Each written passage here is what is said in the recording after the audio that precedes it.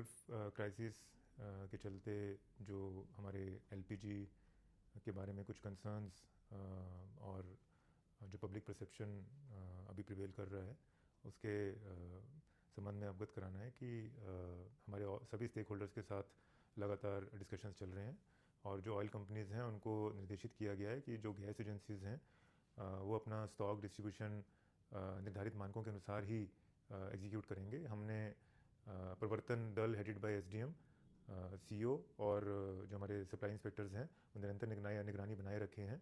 कहीं पर भी कोई इनपुट आता है हमारे होर्डिंग का, ब्लैक मार्केटिंग का या डाइवर्जन का, तो उस पर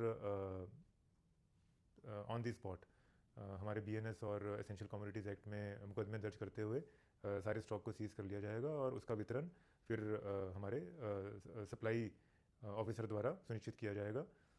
इसलिए ये सभी ऑयल कंपनीज और एजेंसीज़ को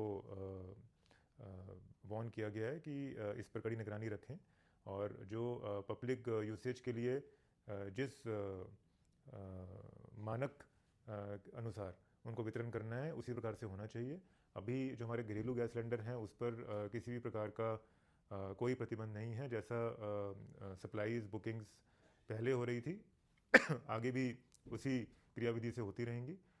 कमर्शियल जो हमारे गैस सिलेंडर्स हैं उसको लेकर जो हमारे एसेंशियल संस्थान हैं, एसेंशियल सर्विसेज जो प्रदान करते हैं, जैसे हॉस्पिटल्स हैं या कुछ ऐसे रेजिडेंशियल स्कूल्स हैं जहाँ पर मेस संचालित होती हैं, वहाँ पर उनको रेगुलर सप्लाईज मिलती रहेंगी। इसके अलावा जो अन्य संस्थान हैं उन पर अभी अनटिल फर्दर ऑर्डर्स प्रतिबंध रहेंगे जब तक हमारी सिचुएशन नॉर्मलाइज नहीं होती है। इसलिए उन संस्थानों से निवेदन है कि वो ऑल्टरनेट फ्यूल्स या जो हमारी फ्यूल सेविंग मेथडोलॉजीज़ हैं उनको अडॉप्ट करके अपना संचालन करें। और आम जन से ये अपील है कि किसी प्रकार से पैनिक ना करें। हमारा जो कंट्रोल रूम है उसके नंबर्स फ्लैश कर दिए गए हैं। आपको कहीं से भी कोई भी समस्या या कोई आशंका है, कोई एप्रीहेंशन है तो कंट्रोल रूम में अपनी बात को रख सकते हैं। उसकी पूरी inquiry within no time करवाते हुए आपको रिवर्ट किया जाएगा।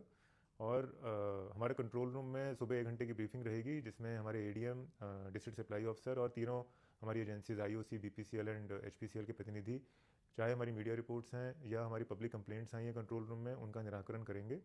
और ये इंश्योर किया जाएगा कि जो अभी पैनिक में या जो एप्रीहेंसिव हो रहे हैं हमारे आमजन, उनको कोई बुकिंग में या उनको फिज़िकली एजेंसीज पर जाकर परेशान होने की आवश्यकता नहीं है। आपकी जैसे पहले बुकिंग्स होती थी आप वैसे ही अपनी बुकिंग्स करते रहिए। जो एजेंसीज के प्रावधान हैं कि आपको डिलीवरी आफ्टर कंफर्मेशन देना होता है अपने डिलीवरी बॉय को, वो ज़रूर दीजिए। उसके बिना फिर ये सिचुएशन आ सकती है कि आपको डिलीवरी नहीं होगी, तो डीएसी देना ज़रूरी है। और जो अभी हमारा मानक है कि 25 दिन तक लॉकिंग पीरियड है, 25 दिन के बाद ही आप अपनी सेकंड बुकिंग करेंगे तो उसको फॉलो करिए। और बाकी इसका डाइवर्जन और इसके ब्लैक मार्केटिंग पर प्रशासन अपनी निगरानी बनाए हुए है।